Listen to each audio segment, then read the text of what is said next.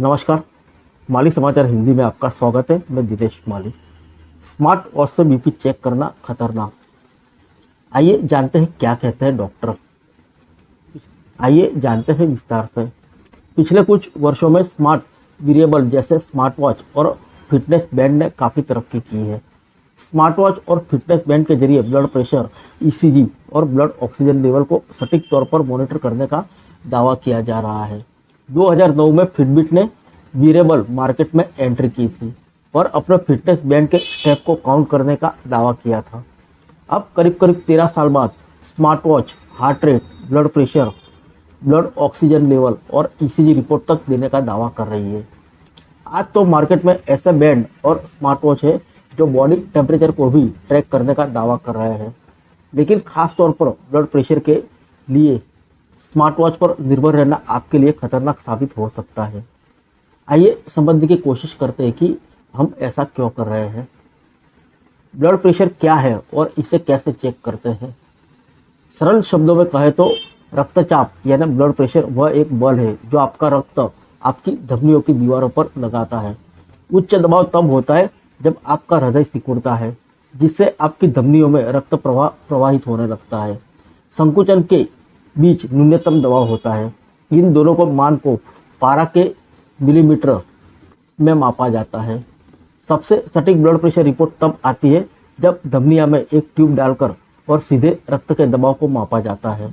हालांकि यह एक लंबी प्रक्रिया है, इसलिए नियमित तौर पर इसका इस्तेमाल नहीं किया जा सकता। सबसे सरल और सबसे ज़्यादा इस्तेमाल की जाने वाली प्रक्रिया ब्लड प्रेशर कप को बाजू में बांधकर की जाने वाली है। इलेक्ट्रॉनिक ब्लड प्रेशर डिवाइस भी इसी तर्ज पर काम करती है। पिछले कुछ साल में ब्लड प्रेशर को एक नई टेक्नोलॉजी के जरिए मॉनिटर किया जा रहा है, जिसे फोटो प्लेमिस्थोग्राफी यानी पीपीजी कहा जा रहा है।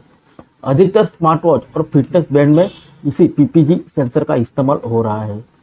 पीपीजी टेक्निक में एलईडी लाइट और एक लाइट सेंसर की मदद से नसों में खून के प्रवाह और मात्रा को चेक किया जाता है और उसी के आधार पर ब्लड प्रेशर की माप की जाती है।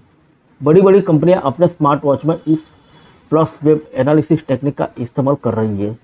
इस टेक्निक में यह माना जाता है कि यदि नसों में खून की मात्रा अधिक बह रही है तो इसका मतलब यह है कि हाई ब्लड प्रेशर है।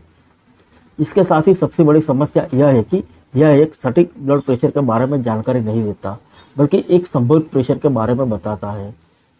इसके अलावा कई गैजेट में blood arrival time PAT technique का इस्तेमाल हो रहा है और कईयों में प्लस ट्रांजिट टाइम PTT का यूज हो रहा है, लेकिन सटीकता को लेकर सवाल पहले की तरह ही है। आइए जानते हैं स्मार्ट वॉच से ब्लड प्रेशर चेक करने में दिक्कत कहाँ है। फिलहाल स्मार्ट वॉच में सबसे ज़्यादा PPG सिग्नल का इस्तेमाल हो रहा है।